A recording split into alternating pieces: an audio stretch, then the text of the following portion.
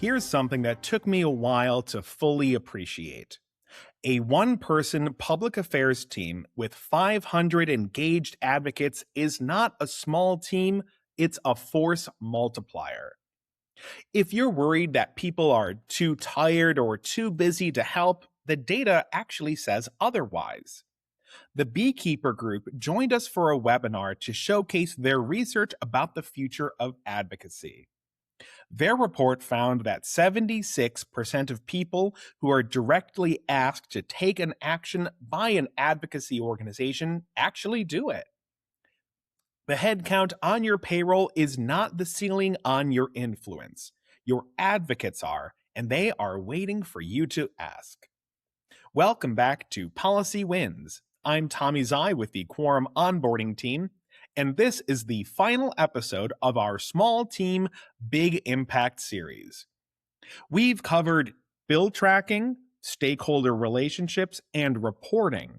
So today we're ending with the highest leverage thing a small team can do: grassroots advocacy. I'm excited to share some fresh insights from a massive study of over 1,000 constituents. We're going to talk about how to build your army, remove the friction of AI-generated noise, and mobilize in a way that actually moves the needle.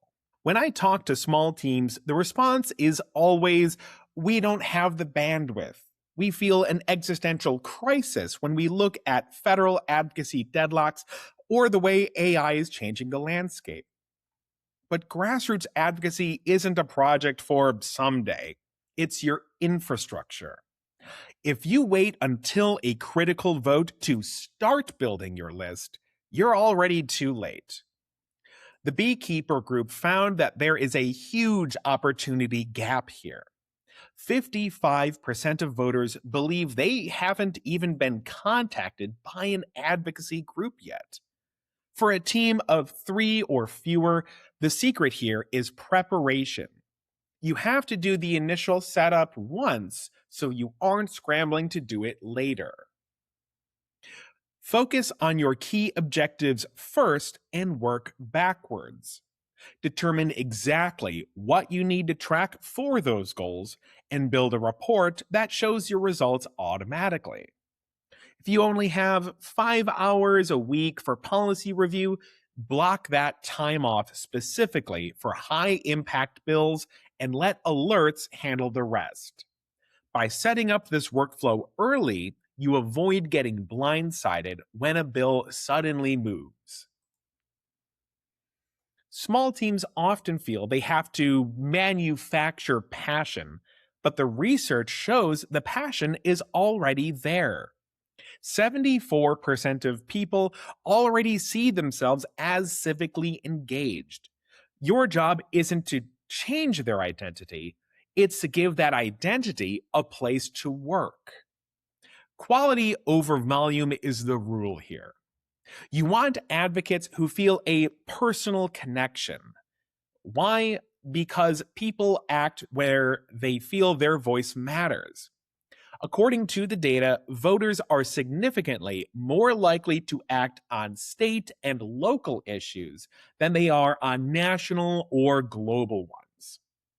To manage this without a huge staff, you need to stay organized. Segment your advocates by the issues they care about, their activity level, and their region in the country. Use custom fields to track specific details about them. Identify your grass tops, those high-influence advocates, using gamification tools. And keep an automatically updating list on your dashboard of whom you need to reach out to next. When a bill moves in a specific region, you aren't blasting 1,000 people, you're activating the 20 people who actually live there and care about that specific issue. Friction kills follow-through. To move a lean team's agenda, you have to remove every obstacle. We often think short and simple is the goal when designing a campaign, but the Beekeeper study found that clarity and facts are actually more important than brevity when motivating your advocates. Here's the small team playbook for a campaign that actually works. 1. Start with a soft launch for standalone campaigns to make sure the design looks perfect before promoting it widely. 2. Customize your registration forms to gather only the info you truly need to track. 3. Leverage the power of AI. Use Quorum's Quincy or AI bill summaries to triage which bills actually need a campaign in the first place. And 4. Create email templates that are easy to customize and send out quickly. The goal is a dead simple path. If an advocate has to spend 10 minutes figuring out who their legislator is, they're already gone. You need to provide the pre-written messaging that they can personalize with their own story. The biggest mistake small teams make is treating an action on a campaign as the finish line. In reality, the action is just the beginning. The data shows that 80% of people go and research an issue after they've taken the action. They are looking for your website, Googling the bill, and asking their friends about it. If you don't follow up with information, you're wasting that curiosity and engagement. 82% of advocates expect to hear back from you. For a small team, stay lean by measuring what matters. Track your open and click rates on your emails to see what is actually resonating. Create a spreadsheet of your campaigns that shows the number of visits to the page, participants on the campaign, and those resulting actions. Turn on social media sharing for the campaign so your current advocates can do the recruiting for you. And don't feel like you need a long courtship.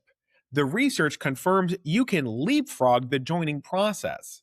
People will take an action first, and that becomes their entry point into your movement. Small teams don't win by doing everything. They win by multiplying what they can already do.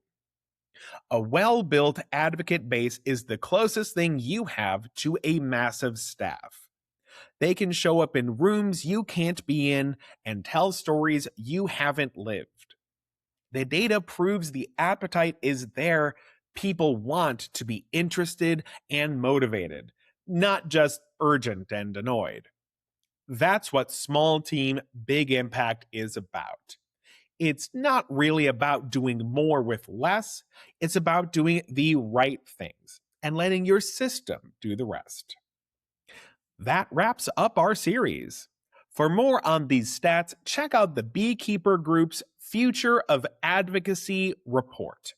I'm Tommy Zai with Quorum. Thanks for listening to Policy Wins.